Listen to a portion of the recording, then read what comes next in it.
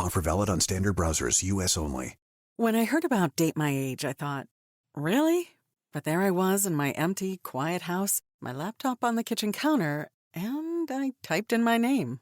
Looking for a man between the ages of 40 to 60? Sure, why not? Date My Age is different. With verified profiles, you can feel safe and secure to explore meaningful connections with interesting and mature singles. Date My Age made it really easy. I could join and view online profiles for free. All of a sudden, my empty house wasn't so quiet anymore. I got so much attention, it just made me feel seen and alive. Date My Age helped me start a totally new chapter in my life. Find a friend, a lover, a partner at Date My Age. Get 60% off when you join at datemyage.com today. That's datemyage.com to connect with thousands of singles worldwide. datemyage.com. This episode of The Murder in My Family is brought to you by Madison Reed. Madison Reed has hair color that is gorgeous, salon quality, multi-dimensional, ammonia-free, and delivered to your door for less than $25. Visit madison-reed.com for 10% off plus free shipping on your first hair color kit with promo code FAMILY. That's code FAMILY. If you would like to discuss the murder in your family on this podcast, please be sure to visit themurderinmyfamily.com for more information. You can support this podcast by visiting patreon.com/themurderinmyfamily. This episode may contain unsettling material or subject matter. Listener discretion is advised.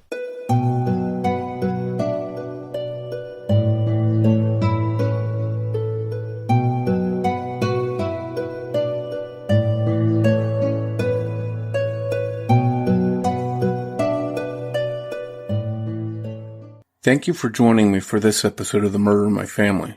Please allow me a moment to share some important information before we get started. If you find that you enjoy this podcast, please take a moment to rate and review it wherever you listen to podcasts so that the show can continue to grow and reach new listeners. To learn more about the show or the cases we discuss, please visit themurderinmyfamily.com. You can also find us on Twitter with the handle @murderinmyfam or by searching for the Murder in My Family podcast on Facebook. If you'd like to support the show via a Patreon donation, it's always appreciated, and you can do so by visiting patreon.com/themurdermyfamily. Benefits of supporting the show on Patreon include such things as early commercial-free access to new episodes of the show, plus bonus material not heard in regular episodes, and may also include thank you cards, stickers, and more. If you prefer to, you can also support the show through a PayPal donation by visiting paypal.me/themurderinmyfamily. In each episode, I'll give shout-outs to any new supporters. In this episode, I'd like to thank Melody and Mary Gordon, and thank you to all of the supporters that generously donate and keep the podcast going and improving. One last note, I'd like to invite you to check out and subscribe to my YouTube channel, where I discuss various projects I'm working on, as well as what's new in the world of true crime. And I plan to talk more about the podcast and hold some chats coming up, so I hope you'll check out the channel. You can find me on YouTube by searching for my channel, which is True Crime Guy. If you're a YouTube user, I hope you'll give it a try. Thank you, and now on with the show. Today's episode of The Murder in My Family is about Julianne Stallman, who was murdered 24 years ago this week in Butte, Montana. It's my hope that this episode will help bring renewed interest and attention to this still unsolved case. In 1994, the city of Butte had a population of just about 34,000 people, consisting of more than 700 square miles of land. The city of Butte had a long connection to the mining industry, hauling in silver, gold, and copper over its 130-year history. Home to the legendary motorcycle daredevil Evel Knievel, the city of Butte boasts lavish Victorian and Queen Anne-style homes in its uptown section of the city. Uptown, literally, because of the steep hillside that the northwestern section of the city rests on. In April of 1994, a shocking crime would rock the Butte community and make national headlines. On Tuesday, April 12, 1994, in what would become one of the first school shooting incidents tied to bullying, a 10-year-old student brought a gun to the Margaret Leary Elementary School and targeted a fellow student who had bullied him over the fact that both of his parents were dying of AIDS. As the 10-year-old opened fire on his intended target, he missed, instead striking a nearby student, 12-year-old Jeremy Bullock. Teachers subdued the young shooter whose identity the press withheld. Jeremy Bullock died the next day. This was not the kind of headline that the city of Butte was used to, and the community was shocked by the crime. For months, the city tried to heal and move on with life as best they could. But 7 months later, another murder would make headlines in Butte, once again rocking its citizens. On Tuesday, November 29, 1994, the body of 41-year-old mother and grandmother, Julianne Stallman, was discovered by her 22-year-old son John in her home on the 1000 block of California Avenue. She had been stabbed to death. The senseless and brutal murder of Julianne Stallman grabbed the attention of the Butte community, and the Butte Silver Bow Police Department scrambled to find answers. Police were called to the scene of the murder by Julianne's distraught son John. As police looked around the Stallman home for clues, John was questioned to see if he knew anything that could help the investigation. John told police that he came home around 6 p.m. and used his key to enter the home. When he got inside, he soon found his mom dead on the kitchen floor, and he really couldn't add much to help the investigation. After John was questioned by police, he composed himself long enough to call his sister Jennifer to deliver the heartbreaking news that their mother was dead. As police combed through the crime scene, there seemed to be no obvious motive for the murder. It didn't appear that Julianne had been sexually assaulted, nor did it seem as if her house had been robbed. Investigators talked to neighbors, and none of them reported seeing or hearing anything out of the ordinary on the afternoon of the murder. Police were able to piece together a timeline of Julianne's day leading up to her murder. At 2 p.m., Julianne ended her waitress shift at Jacqueline's restaurant, located at 3502 Harrison Avenue, about 3 miles from Julianne's home. After she got off, Julianne then drove to a nearby Kmart, about a half a mile away on Harrison Avenue, to buy cartons for her mother. She then headed home. Police know that Julianne made it home by 3 p.m., because at around 3, she spoke to her sister by phone, and nothing seemed to be out of the ordinary during that phone call. That was the last time that Julianne was known to be alive.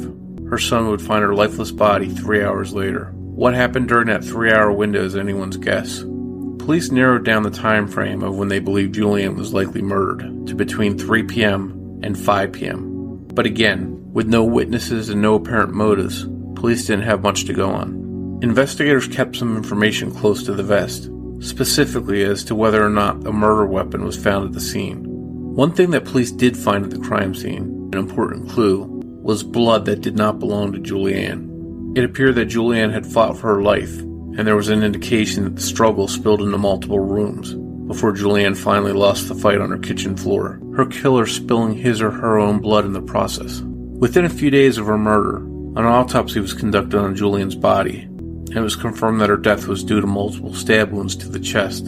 Funeral services were held for Julianne Saturday, December 3rd, 1994, and she was laid to rest in the Holly Cross Cemetery. In the week following Julianne's murder, police talked to dozens of people, but didn't develop any solid leads. Police pleaded with Butte residents to think back to see if they could remember anything or anyone that seemed out of the ordinary on the day of Julianne's murder. They openly stated that the killer and his or her clothing would have been covered in blood. They urged callers with information to call into the local tip line, but no one called in with any helpful information. 3 months after Julianne's murder, police were no closer to solving it. Persons of interest were questioned and checked out by police, but none rose to the level of being serious suspects in the murder. Around this same time, Julianne's daughter Jennifer started to feel frustrated that the murder hadn't been solved, and she was quoted by a local paper as saying that she was at her wit's end. Making it especially hard for Jennifer was that she had moved into her mom's house following the murder, something that would be a constant and painful reminder of what had happened to her mom in that same house. Questions lingered for both Jennifer and police. Had Julianne known her killer and let them into her house? Or did a random and unknown attacker slip in undetected and kill Julianne? After 3 months, it seemed like the only reason that Julianne was killed was for the sake of killing her. Before Julianne's family knew it, a year had passed. Her family and friends continued to hope for answers in the case, and they worked on raising a reward fund. But the reward was never claimed, and Julianne's case went cold. Years without an arrest turned into decades. As the years passed, Julianne's daughter became an unofficial investigator into her own mother's murder. Along the way, she began to have doubts as to how well the case was handled by investigators, and today remains frustrated by unanswered questions and the lack of an arrest. But perhaps there's hope that Julianne Stallman's case will soon be solved. Around the 1-year anniversary of Julianne's murder, an investigator referring to blood evidence belonging to Julianne's killer was quoted as saying, "We have a piece of evidence that we can compare to 100 years from now. This case will not go into the dead file. Well, it hasn't been 100 years since Julianne's murder. It's been 24 years this week. And that's 24 years too long for Julianne's family to wait for answers.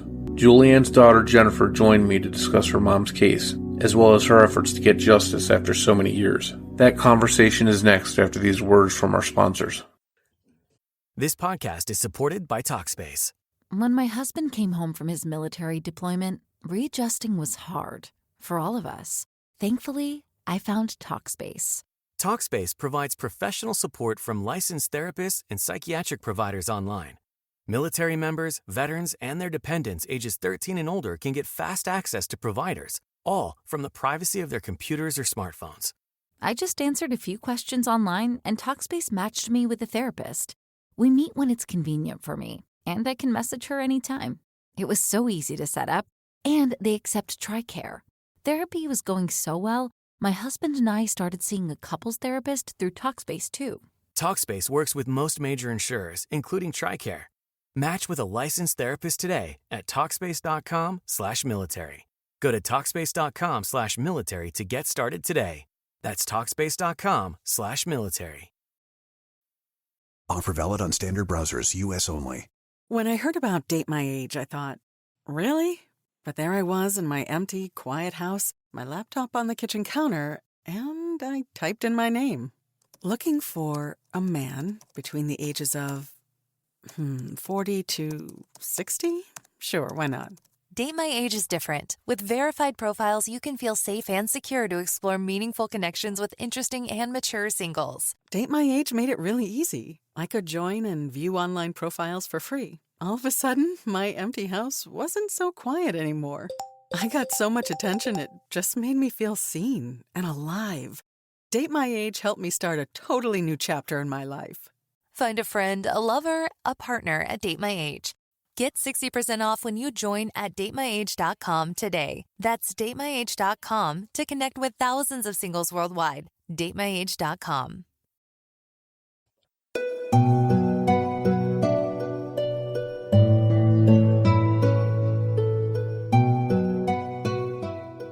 And Jennifer, thank you so much for joining us to discuss your mother's murder. Thank you. I'm so excited to do this and be a part of this. Can you share some of the memories you have of who your mom was? Oh, of course. I love talking about my mom. She was a beautiful, loving, caring woman. She absolutely loved her family and enjoyed spending time with my brother and I and her two granddaughters and her siblings and her parents. She spent many years taking care of her parents and just spending as much time as she could with them. She enjoyed knitting and crocheting and making homemade craft things for all of her loved ones. She absolutely adored her granddaughters. At the time of her death, she had two granddaughters, and those are my daughters. Rayanne was 3.5, and Miranda was 8 months old. She just had the most amazing laugh ever. It was super contagious, and I wish I could hear that again. That's one thing I do miss about her. And she was just a super wonderful person, and she would give the shirt off her back to anybody that needed it. That's for sure. So when she was murdered, you were already an adult. You had your own family starting. Did she have anybody living at home with her still? Yes, I was a young adult. I was 21 years old. I had just turned 21 the month before. But my older brother, he was 23 at the time. He was actually living with her at the time as well. And it's awful when, a daughter loses her mom, because that's one of the most special relationships a woman can have, is sharing stuff with your mother as you grow older, talking about kids and relationships and careers and everything else. So it's terrible to see something like that taken from you the way it was. How's that been, having to cope with the fact that was stripped from you? Well, it was devastating. It absolutely changed my life. It changed who I was and who I would become. My children have missed out on her, and I've missed out on so much. I wish that I had grown old with her. I wish that I had had the opportunity to do that. I have friends that still have their moms, and I miss that. I want that. And absolutely devastating. And It's something that nobody ever wants to go through, and I don't wish that on anybody. I absolutely would not even wish that on my worst enemy, ever.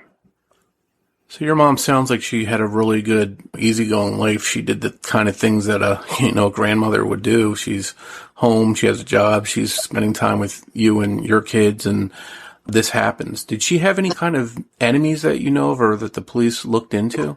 Well, we know at least she had one, that's for sure. But no, really not that I could think of at the time. Very early on, the people that are closest to her is who they look at the most. She was in a relationship with somebody, and they looked into that person. They looked into my brother. He lived with my mom. He was the one who found my mother. And, they start with the small circle and they widen it out. But they have never come down to anything 100% concrete of a person. They've had many suspects over the year, as have I, but nothing that has said that's the one.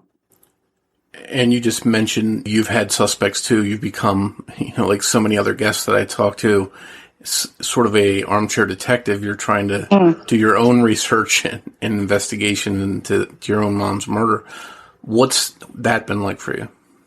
Well, solving this case has always been the most serious thing and the project that I've put the most time and effort in over the last 24 years. I've missed out on a lot of things and I've lost people in my life because of it. But solving this case is the ultimate goal and finding the truth. And I stay very, very focused and very involved in this case. I've never once let it go. I have contact with the police department numerous times over the years, over a single year period. Like there hasn't never been a year that I haven't called them and been in contact with them multiple times each year. So they know I'm not going anywhere. I've been through many detectives and a couple different sheriffs, and they know I'm never going away. So they deal with me, and they're cordial, and they tell me, I think most of the time, what they want me to hear and what they think I want to hear. But I wouldn't necessarily say that they're really doing their best job at trying to solve this cold case. That's for sure. And unfortunately, that's something that I've heard several times from different guests.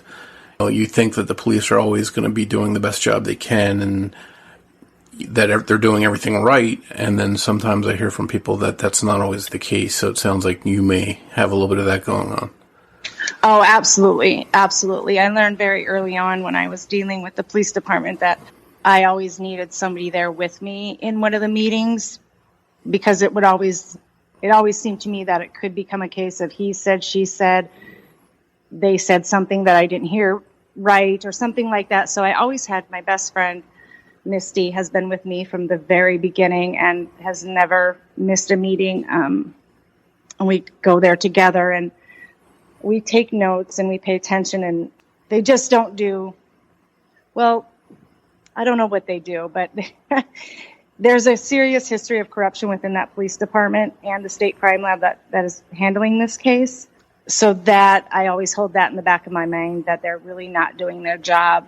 Through the course of the investigation, I've been able to probably get a lot more information and see a lot more information than maybe some other family members are allowed to see. But there's been lost evidence and things that have been mishandled and contaminated, and the crime scene itself was contaminated a little bit. And they've said that they've done things when a couple years later I would find out that something they said was tested at the crime lab actually was never tested and never left their police department. And so that's really disheartening, because I think this case could have been solved many years ago had they actually followed up on maybe interviewing a few more people a few more times, or actually getting the actual evidence tested itself. There's a lot of evidence that's never been tested. Her clothes, for example, have never been tested. There's hairs that have been found on her actual body that have never been tested. And they tell me because the state crime lab doesn't have the capability of testing it. And I think it was back in 2012, we actually had a meeting with an actual conference call that I was involved in with Sorensen Crime Lab. And they said that they would test this stuff. And the Butte Police Department agreed that they would allow Sorensen to test some of this evidence, because the Montana State Crime Lab is so backlogged. and that never happened. They never did that. And that's got to be frustrating because since then, since 2012, when you had that meeting, the technology's probably even grown to where it's can do a lot more with less since then. So whatever they told you back then, they probably have more capabilities now if they would just go through and test some of that stuff. Oh, absolutely. Absolutely. You know, I was just there just this past summer when I was up in Montana on vacation, and I've brought up the AbJack system multiple times over the last couple of years when I became aware of it. And, you know, they're just like, oh, well, you know, how are you going to do that? How are we going to do that? Well, you're not going to do that. You're going to send it out and have somebody that is capable of doing it do it, you know, and they just don't. Or, you know, I've suggested they do have a DNA profile. They have a DNA profile of an unknown male. And I've suggested, even before all this came about, of, you know, entering into the databases of DNA profiles, I suggested that last year, even before anything about the Golden State Killer came out, and all of a sudden it happens. You know, they're solving cases by entering these DNA profiles into these databases. And it's amazing. And, you know, this DNA profile that they have it's been in CODIS since 2011, and it has never had a hit. Put it in another database with millions of people in there and see if you can even get a close hit with a family member. You know, it happens. And they just look at me like I have 14 heads. Yeah, and I can only imagine that's frustrating because you're seeing all these old cases solved and you say, hey, I've got, you know, we've got DNA in this case. Why don't you do the same thing? I've spoken to several different people that have DNA evidence in a case, and they just say, can't you just do what they did in all these cases? And maybe they are in the background. They don't want to let you know, but it's frustrating that you're not getting an immediate testing done that same way, perhaps getting resolution to your mom's case. Absolutely. I mean, it can be done. We see it done all the time. You know, I'm seeing these cases 20, 30, 37 years old that are being solved, you know, and I honestly believe that my mother's case is a solvable case if they just put the time and the effort and, you know, the resources into solving this case. I don't think that it would be hard. If you can, let's go back. If you can, take us to the day she was murdered, November 29th, 1994. From what I gathered, it was a typical day for your mom. She went to work, she did some shopping, and then she went home and somebody murdered her.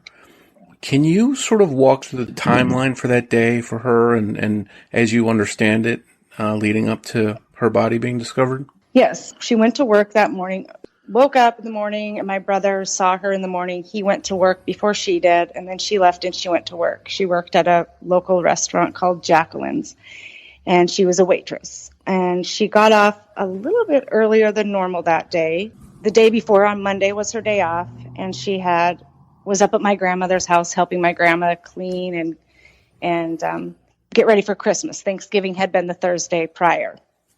So she needed to go to get my grandma some heavy curtain rods. So she left work and she went to Kmart, and Kmart was just about half a block, maybe a full block, but it was really close to where my mom worked.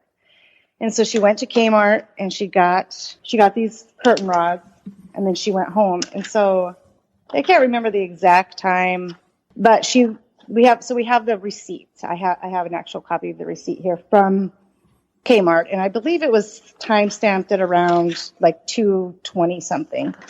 And then she drove home, and I've driven that exact route from Kmart to her house, and it took me about 14 minutes. And that was on a normal day. And this day, the day before she died, it had snowed, so it might have taken her a little bit longer to get home.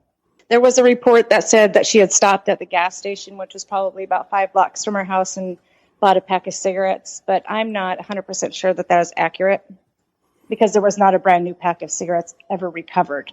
And if there was, then it was lost evidence. But according to the police, there was never a pack of cigarettes recovered. So I'm not sure that she actually stopped at that gas station. So she went home and she changed her clothes. And we know she changed her clothes because the clothes that she was found dead in were not her work clothes. So she had eaten a small little lunch, a late lunch, so probably some potatoes and stuffing and turkey or whatever. So she had eaten. And then she talked on the phone to my aunt at approximately 3:15. And that is according to my aunt. There's no phone records or anything of that call actually being made because they were in the same town, so it was a local call. And then I called her at exactly 3:30, and there was no answer, and I left a voicemail. And then my brother arrived home at 6 o'clock, or shortly before 6 o'clock. The 911 call was placed at exactly 6 p.m. My mom's car was parked outside. He noticed that all the lights were on in the house. Oh, no, excuse me, the lights were off. The lights were not on. The lights were off, which I recall he found odd because anytime my mom was home, all the lights would be on.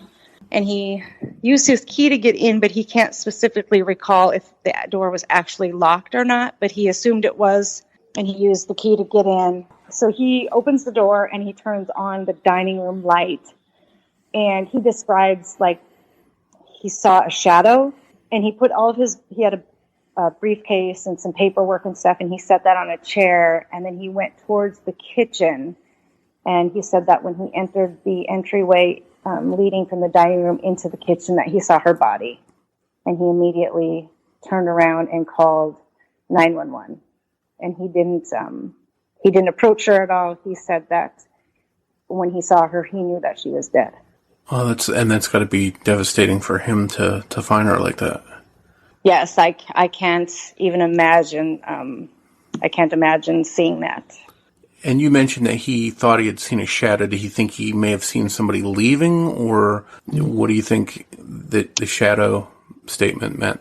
I don't know. And over the years, I've thought about it a lot. And as I've watched a lot of crime shows, that's mostly all I watch. But I've seen and heard people describe seeing shadows a lot of the time when they find a body.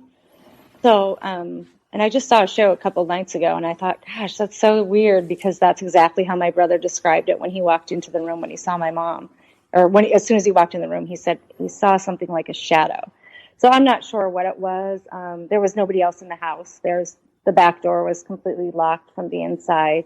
And there was nobody in the house. He stayed out on the sidewalk until the police arrived, but there wasn't anybody else in the house. So he definitely didn't see somebody. So I'm not sure what he saw. So police arrive at the scene, and I assume they start doing a typical investigation, looking around, seeing if there's any signs of forced entry. Do you know what they found, if anything, any kind of clues that they were able to find right away? So when they arrived, my brother was waiting outside on the sidewalk, and they escorted my brother to the police car, and they left him in there. And then there was two officers that arrived first, and then they obviously could tell that it was a homicide. And then they called for all their detectives and the sheriff and things like that. And so here's where the first part of the contaminated crime scene comes into play, is that they didn't block off the entry to the house or the sidewalk or put any crime scene tape up and only allow certain people in that crime scene. There was numerous police officers and detectives and sheriff that walked in and out of that house before they ever put any crime scene tape up. They were touching things without gloves on. And so when I arrived, my brother had called me from the police station at, 7-ish or something like that, and told me that my mom was dead. And I was like, what? And at first I thought he was joking me. I mean, that's an awful joke, but I couldn't imagine it. And then I thought, how? And then I thought, okay, it was a snowy day out. Maybe she was in a car accident, And he said, she's dead. And so at that point, I don't know if my brother didn't want to know that it was a homicide or if he didn't believe it was a homicide. But when I asked him how, he said that she had committed suicide. And as soon as I heard that, I knew that wasn't true, because I knew that my mother wouldn't have committed suicide. And so I asked him how, and he said she stabbed herself. And I said, that's not right, and then he just hung up on me. So I'm calling my mom's house at this point, and because that's where my brother lived, and nobody answers. And so I called my grandparents, and my grandpa answered the phone. And I asked him if my brother was there. And he said, no, I haven't seen him today. And I said, is my mom there? And he said, no, she was supposed to be here, but she never showed up. And he said, do you know where she is? And I said, no, Grandpa, that's what I'm trying to figure out.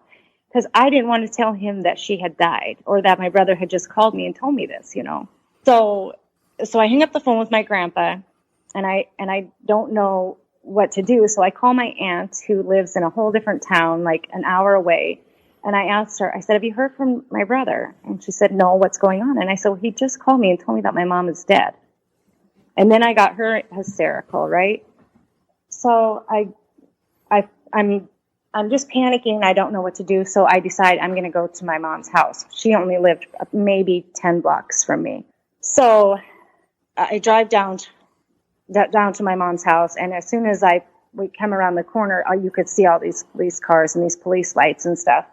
So I jumped out of the truck and I went to try to get to them, get to the house. And a police lady, she stops me, and she kind of gets in front of me and stops me from tackling her to get into the house. And they asked me who I was, and I told them who I was. And at this point, the sheriff came up to me. Now, this is a whole hour after my brother made the 911 call. There still is no crime scene tape up. I see probably 5, 6, 8 police officers out there looking at what kind of commotion is happening outside with me. So the sheriff introduces himself, tells me who he is, and asks me who I am, and I tell him that that's my mom. I need to get in there, and he tells me that she's dead, and I said, I know that she's dead. My brother just called me. How did she die? And he says, at this time, this is considered a homicide. And I don't remember a whole lot after that until I got back to my house. And when I got back to my house, then I called my best friend, and I do remember the sheriff told me that since my brother had been notified and I had been notified, that they were going to release her name on the news, so that if I needed to let any other family members know, that I needed to do it quickly because the news was going to be on at 10 o'clock. And since we were her only next of kin, that they were going to release her name. So I had to go and try to call people and figure out who I was going to have tell my grandparents, because I certainly wasn't going to do that. So right from the beginning, you're noticing these issues with things like not wearing gloves and not putting up police tape and not properly securing the scene. Oh, absolutely, yes. I'm not sure exactly when they put up the crime scene tape. I believe there's a picture in the newspaper. Yeah, that was the very next morning that the police took it. There's a picture, I have it in the newspaper article, where there is crime scene tape around her car and my brother's truck and around the house. I don't know when that was placed, but that wasn't there when I was there, because I was at the very end of her car, almost to the sidewalk when I arrived. And then I know that in some of the police reports, there was something about how somebody stayed in front of the house to keep an eye on it throughout the night, or I don't remember exactly how it was worded, but it was something like somebody stood guard and was watching the house the entire night. And years later, it was probably only like 5 or 6 years ago, and I had mentioned something about that, and they basically laughed at me and said, they kind of scoffed, and they were like, well, that didn't happen. So whatever report I had read that in or whatever, they weren't standing guard all night and making sure that nobody was entering the crime scene. And it was an awkward moment, because they basically scoffed and laughed at me and said that didn't happen. Like, you're kidding if you believe that happened. You know what I mean? It was really just strange how they did it. So it seems like there's a couple different scenarios. One, that your mom arrived home and everything was normal and she went about her business, and then somebody showed up there, or somebody was already in the house waiting for her and ambushed her at some point. Have you or the police given that any further thought? Has there been any discussion about what the more likely scenario is? I think that the most likely scenario is that somebody arrived there after she was already home. I've thought about maybe somebody was in there waiting for her, but I can't imagine that they would have waited that long after she had been home. If she left Kmart at 2:20, she would have got home at probably 2:40. changed her clothes quick, ate, talked to my aunt at 3:15. I can't imagine that they would have waited to attack her all that time. And that the house that she lived in was this little tiny house, and there was no place to hide. There was no coat closets. There was no closed off laundry room or anything like that. Her room in the house is the only room that had an actual closet, and it's a really strange add-on room that they had built onto this house. And so it was a really long closet across the whole back of her bedroom, and it had 3 doors going into this really long closet. And I just don't think anybody was in there hiding, but I guess it could be possible. And they could have just waited for her to change and kind of, relax. But the more, I think it would appear that somebody came there and that she might have allowed this person in her home. The majority of the entire homicide and the struggle took place in the kitchen.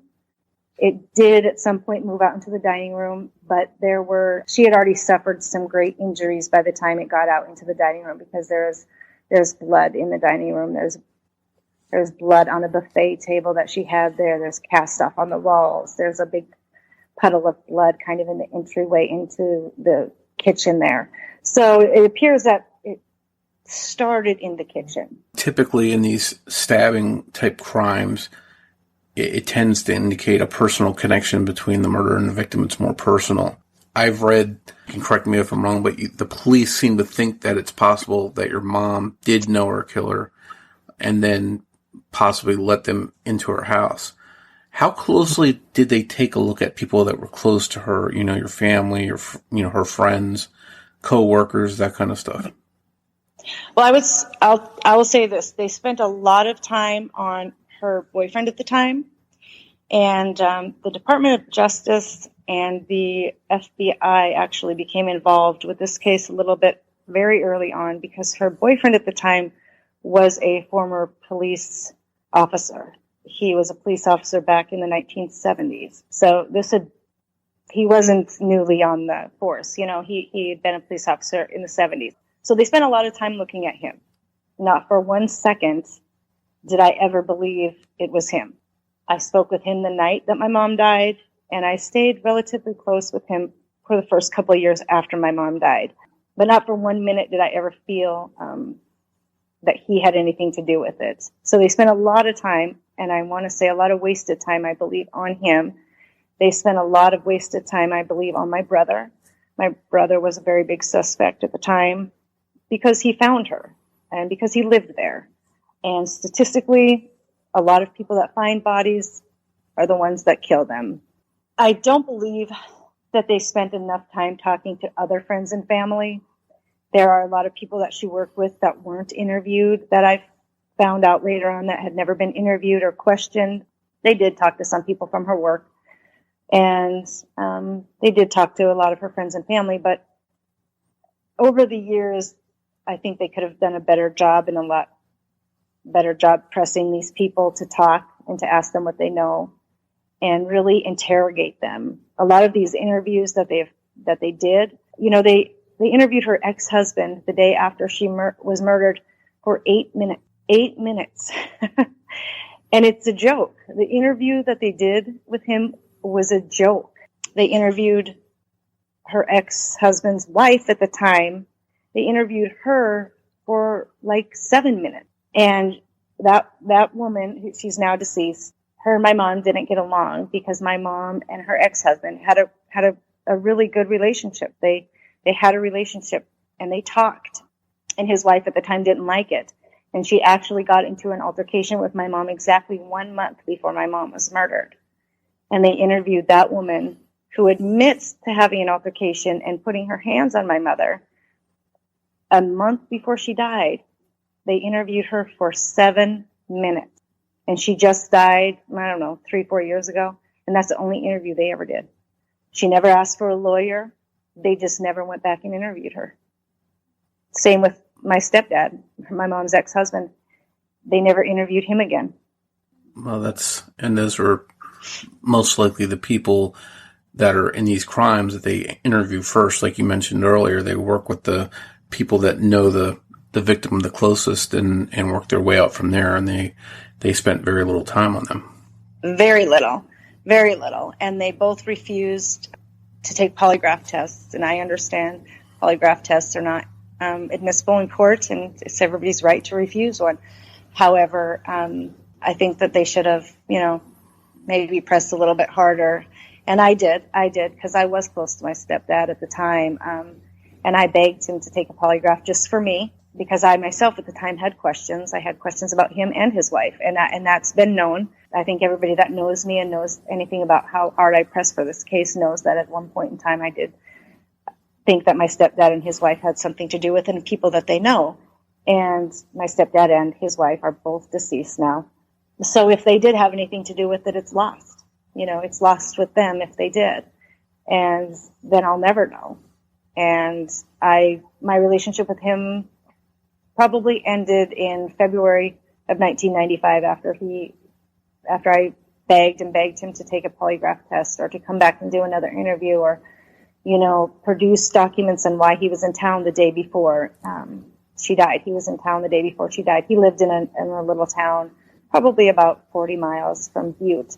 He wouldn't produce those documents to show why he was in town. He says he has an alibi for that day, but he doesn't say what he was doing.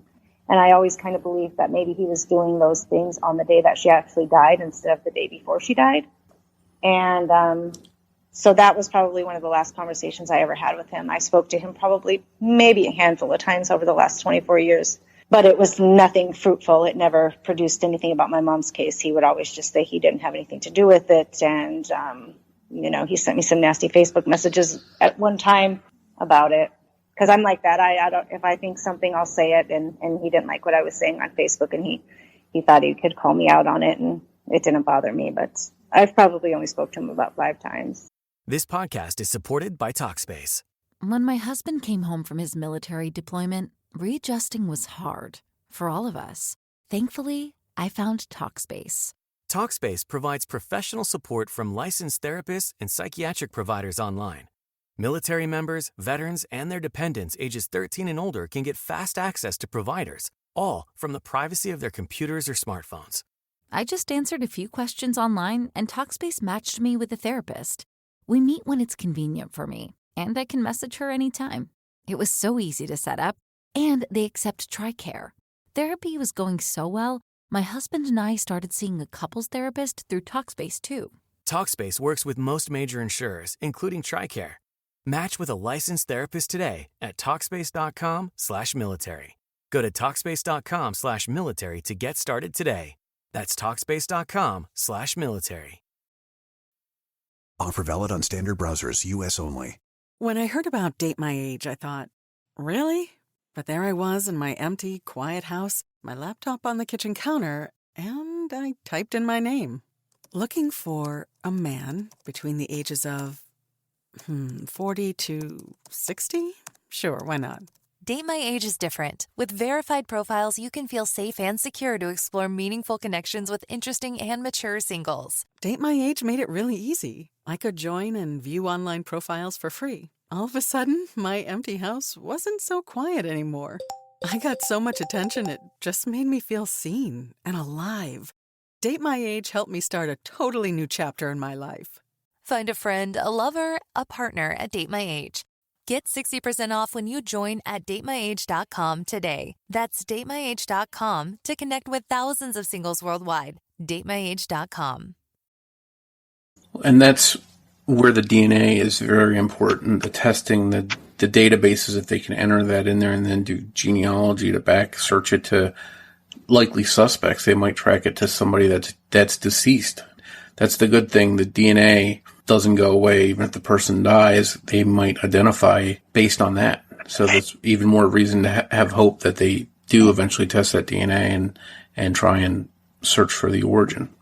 Yes, and there's been numerous people that have given DNA. My stepdad and his wife, they actually both did give DNA. Back in the very beginning when it happened, I think 1995, the very beginning of 1995, I believe, is when they both gave DNA. However, I think there's probably been about 20 I'd say 20 to 25 people that have given samples, including myself. I myself had given a sample, and I myself took a polygraph test. My brother took a polygraph test. My mom's boyfriend at the time took a polygraph test. There's, I don't know, maybe 5 or 8 people that took polygraph tests. But so this DNA profile that they came up with, in the very beginning, they said this DNA profile was a mixture and that they couldn't separate it.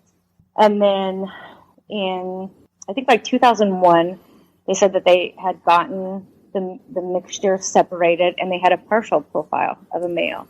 And then, but where the sample that they had taken this from had been consumed, so they couldn't test it any further. So that was in 2001, and they had the partial. Well, then all of a sudden in 2011, I got a phone call, and I was outside planting my flowers. I can remember this. I was outside planting my flowers, and the detective at the time called me, and he told me that he had heard from the state crime lab, and they had a complete DNA profile of an unknown male origin. And I said, from where? And so he told me from where. And I said, that sample was consumed back in 2001. So how can you tell me now, 10 years later, that you have a complete profile? And he said, he didn't have an answer for me. All he could tell me was that that's where they got this profile from, and that's what they had. And so I became very hopeful then. But always in the back of my mind, I thought, I didn't really honestly believe that this DNA profile really was a true DNA profile from the crime scene. And only because Thanksgiving was the Thursday prior, and we had Thanksgiving at my mom's house. And there is still about, for sure, 3 people that were there on Thanksgiving that have never been tested. So my thought is, test those 3 people and make sure that that DNA sample didn't somehow end up there on Thursday and doesn't belong there. And then I'll believe that you have a DNA profile. Although they say they have a DNA profile, I'm not 100% sure it actually has anything to do with my mother's homicide. If it was found on her clothing or on her shoes or something like that, I might believe it. But right now I'm very skeptical that it actually is the profile of the person that did this. And a couple questions about the crime itself. Was there any indication that your mom was sexually assaulted? No, none at all. And how many times was she stabbed? Do you know that? Multiple. I don't know that I've ever gotten an exact number, but she was stabbed multiple times, and she suffered many, many defensive wounds. She fought to save her life. I don't necessarily know that she fought to harm that person, but she fought to save her life because she did suffer many defensive wounds. They spoke with neighbors. The neighbor across the street, his daughter would get on and off the bus, and the bus would drop her off right in front of her house. They spoke with that bus driver. He didn't see anything. The neighbor didn't see anything. The one neighbor across the street and a little bit up from her house did say that she saw my mom pull in at about 2:30 and bring her water inside. So, back in the day when the Culligan man would deliver your water jugs. So she had one of those, water machines, and that Tuesday was the delivery date, and she had 2 jugs delivered.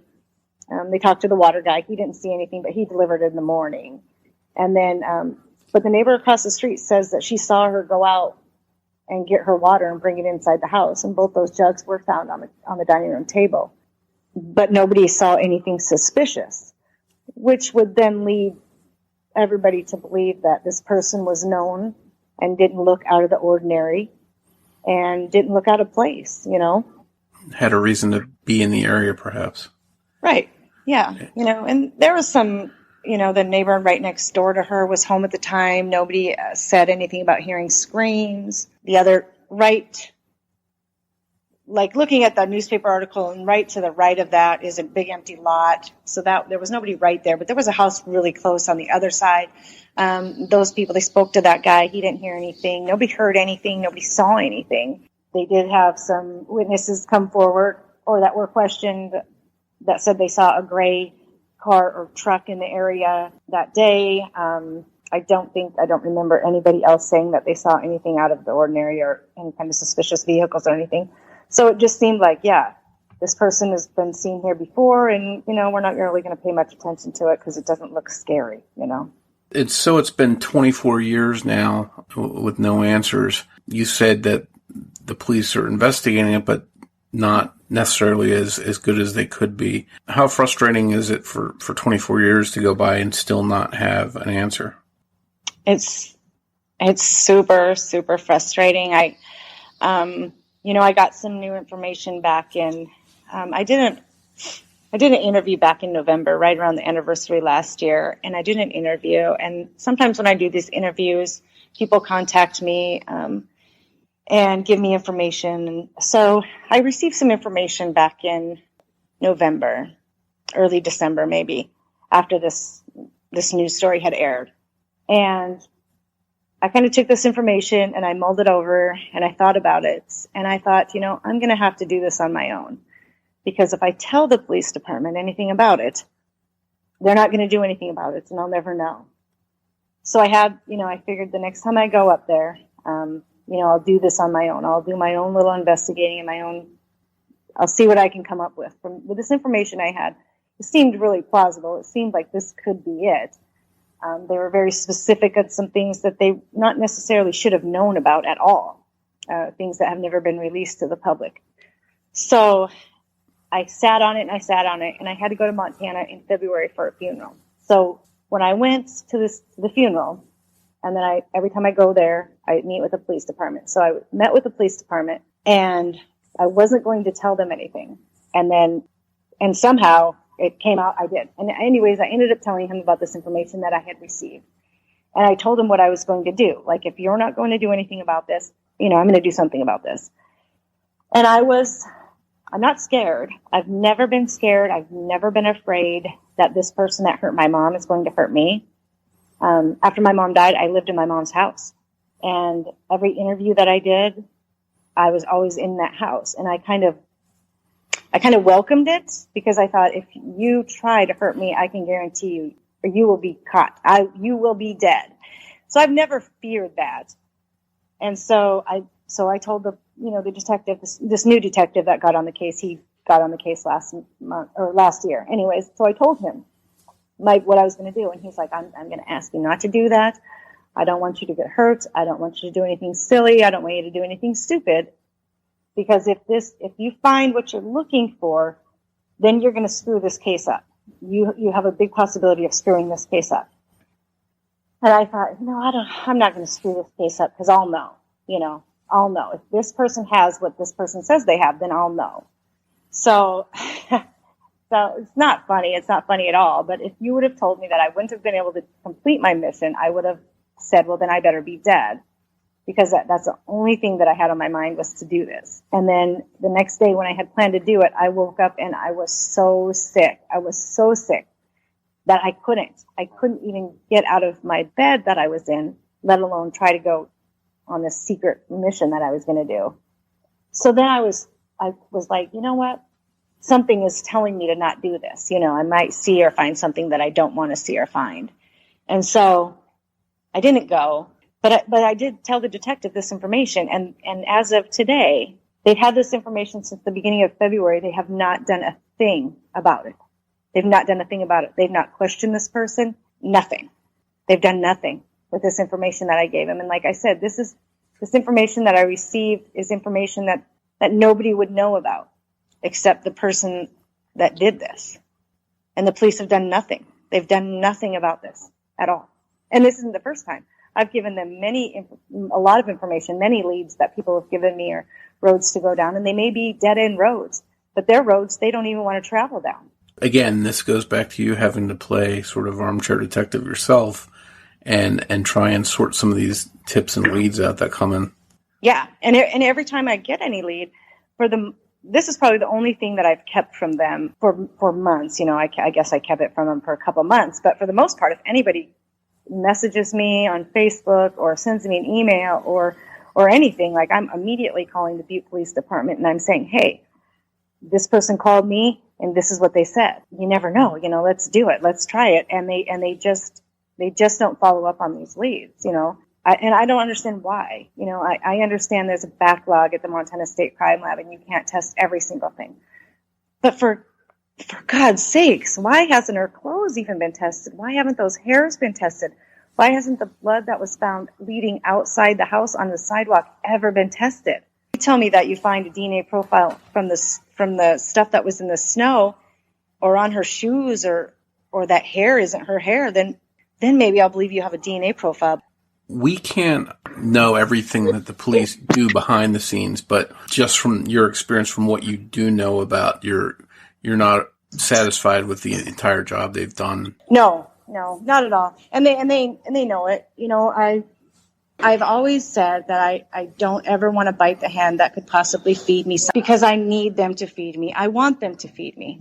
So I don't ever try to say anything bad about them so I've never ever said anything bad about them. I've done many interviews. I've never done a podcast. I've never done anything bigger than Butte, Montana. You know, I've done news stories and newspaper stories, and I was on the radio a lot when I lived there. And I've never said anything bad about them. But I think it's getting to the point where it's been almost 24 years and they haven't done anything. They haven't fed me. And I'm getting to the point where I think they never will feed me. So they have done a poor job. And I would hope that if any of their family members or any of their loved ones has ever had to go through anything like this, that they'd do a way better job, and that they'd put way more time and effort into it, because my mother was a human being. My mother lived, and she deserves this. She deserves justice, and my family deserves justice, and we deserve to know who did this. I'll never know the why. I don't think I'll ever know the why, even if I find out the who. But I just want to know the who, because they took something and somebody that was so very special to me, and they robbed me, and they robbed my children, and they're walking around. They're in that community, and I believe that they are still alive. And I'm mad about it. I'm really, really mad that they get to live and they get to have a happy life with their family, and my mother didn't. You know, she has missed out on so much, and I've missed out on so much of knowing her as a person and not just my mom. You know, there's a million things I would want to ask her, and that I never got the chance to ask her because somebody thought that this world would be a better place without her in it. And it certainly hasn't been a better place. The only thing we can hope for is that they do some work with that DNA, if they have good DNA and it actually belongs to the killer, and hopefully that does lead you to some answers and leads them to a suspect. And despite them not doing the best job they could, in your opinion, unfortunately, if anybody has tips or information, that's probably the best source to refer them to. So who should they go to if somebody out there listening right now has information about your mom's case? Who do they call? So I have a few different numbers here, a few different contacts. So the Butte Silver Bow Police Department, that direct line is 406-497-1120. And they can ask to speak with the sheriff, and his name is Ed Lester. And they can call the detective that holds the case. His name is Anthony Jarenick, and his direct line at the police station is 406-497-1170. And they can also call the Crime Stoppers number if they want to remain anonymous. And that number is 406-782-7336. And then they can also call the Department of Justice case investigator. His name is John Sullivan, and his number is 406-723-1103. And let's hope that if somebody out there listening in your area or anywhere in the country that somehow might know something about this, if they do have information, let's hope they would call one of those numbers. And you also have a Facebook page about your mom. Can you tell us a little bit about that? Yeah, so a few years ago, I don't know how many, it's probably been 8 years ago, I started a Facebook page, and it's called Justice for Julianne Stallman, Victim of Homicide. And on that, there's a lot of pictures of my mom. There's a lot of pictures of my family on there.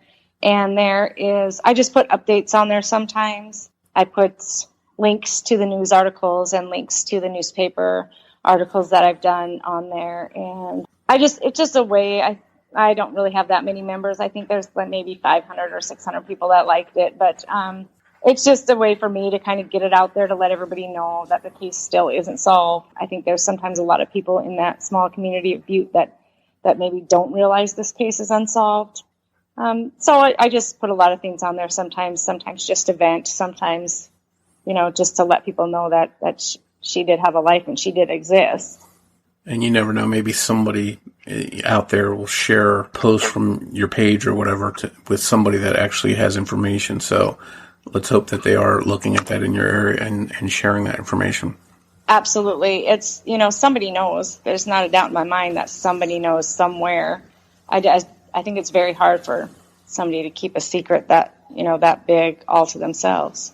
As we wrap up, I'd like to ask you a question that I've asked a few different guests, because I know there's a good chance that somebody out there listening to us right now is going through what you're going through. If there's somebody out there that perhaps had their mother stolen from them the way your mom was stolen from you, what would you give them advice-wise based on your experiences over the last 24 years? Never give up. You need to advocate for your loved one. You need to demand that the department holding the case does their job. You need to just never stop and just push them. If you have it in you, I understand some people don't. Some people can't deal with it and push as hard as I have. But if you do have it in you, you can never give up.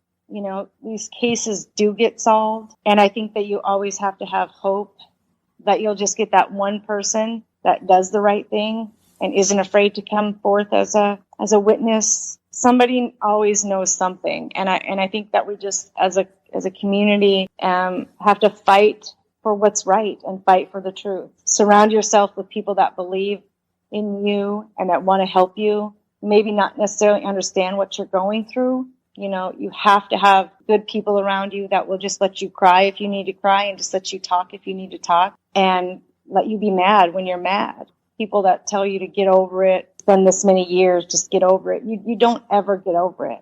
I live this every day. There's not a day that doesn't go by that I don't think of my mom in one way or another. And it's not necessarily just her death. It's her life that I remember. And I think a lot of times after so many years, people start to tell you to get over it and move on with your life and live your life. And I live my life. I have a beautiful, blessed life. I live my life. But this is part of my life. This is part of my life. And when you surround yourself with people that understand and people that love you, and you have a kind of a team with you, or a tribe, but anything is possible. Absolutely anything is possible. Well, again, Jennifer, I can't thank you enough for coming on to share your mom's story with us and your story. And if they do catch the person that did this, I'd love to have you back on the show again to do a follow-up with you and discuss that. Oh, absolutely. I'm so grateful that you are here talking to me tonight and that you wanted to do this for my mom's case and for me. I'm so appreciative and so thankful for this opportunity. If this case gets solved, okay, I'm going to say when this case gets solved, I will gladly call you. Thank you for listening to this episode of The Murder of My Family. As we wrap up this episode, I'd like to play a couple previews of 2 true crime podcasts that I think you'll really enjoy: Evidence Locker and Heartland Homicide. And before you go, remember that every murder victim means something to somebody.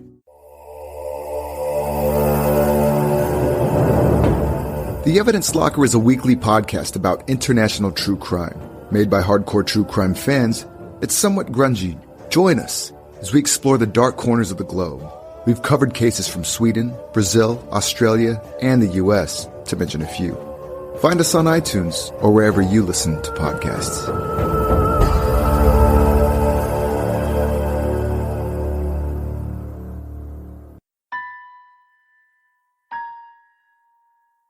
Hi, I'm Christy, one of the hosts of Heartland Homicide, a true crime podcast. My co-host Kason and I focus on cases from the heartland of the U.S. You can find us on iTunes, Podbean, and most major podcast platforms. We explore some well-known and some not-so-well-known cases close to us. We are on social media at Heartland Homicide on Facebook and on Twitter at HRTLND Homicide. And while these cases may not be Florida crazy, they are cornfield crazy.